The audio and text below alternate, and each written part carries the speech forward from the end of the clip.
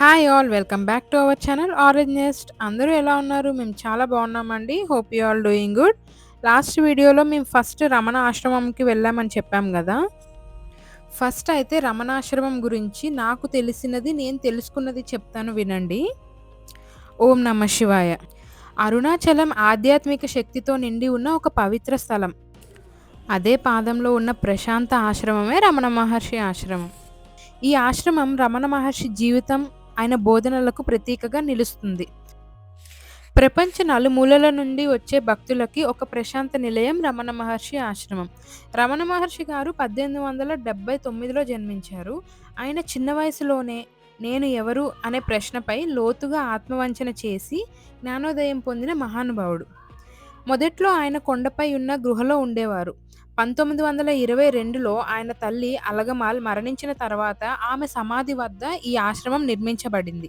అప్పటి నుండి 1950లో ఆయన మరణించే వరకు ఇక్కడే నివసించారు. ఈ ఆశ్రమంలో అత్యంత శక్తివంతమైన ప్రదేశం ఈ ఓల్డ్ హాల్. ఇక్కడ రమణ మహర్షి గారు గంటల తరబడి మౌనంగా కూర్చొని భక్తులకి దర్శనం ఇచ్చేవారు. ఇక్కడ ఉదయం సాయంత్రం వేళలో వేద పఠనం ఇంకా భక్తి గీతాలు ఆశ్రమ వాతావరణాన్ని మరింత ప్రశాంతంగా మారుస్తాయి. ఆశ్రమం వెనక నుండి అరుణాచలం కొండపైకి వెళ్ళే మార్గం ఉంటుంది. ఇక్కడే రమణ మహర్షి గారు సుమారు 17 సంవత్సరాలు నివసించారు. విరూపాక్ష గృహ ఇంకా స్కందాశ్రమం ఉన్నాయి.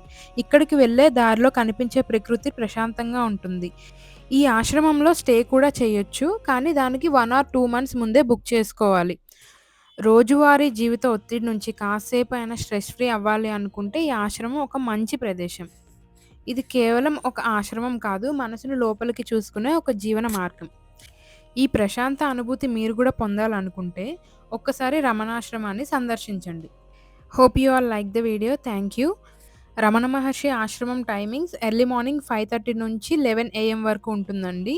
నెక్స్ట్ క్లోజ్ చేస్తారు. మళ్ళీ 2 PM నుంచి 8:30 PM వరకు ఉంటుంది. సో, ఇదే టైమింగ్స్‌లో వెళ్ళడానికి ట్రై చేయండి. బికాజ్ మీకు టైం వేస్ట్ అవ్వదనమాట. మేము 1:30కి వెళ్ళాము. ఆల్మోస్ట్ హాఫ్ అన్ అవర్ మమ్మల్ని బయటే వెయిట్ చేపించారు. మీరు స్టార్టింగ్ క్లిప్స్‌లో చూస్తే తెలుస్తుంది. నేను బయట నుంచే వీడియో తీశాను. ఊరికే ఆరెంజ్ బాబు అల్లరి చేస్తున్నాడని ఆరెంజ్‌ని సెక్యూరిటీ వాళ్ళు లోపలికి తీసుకున్నారు.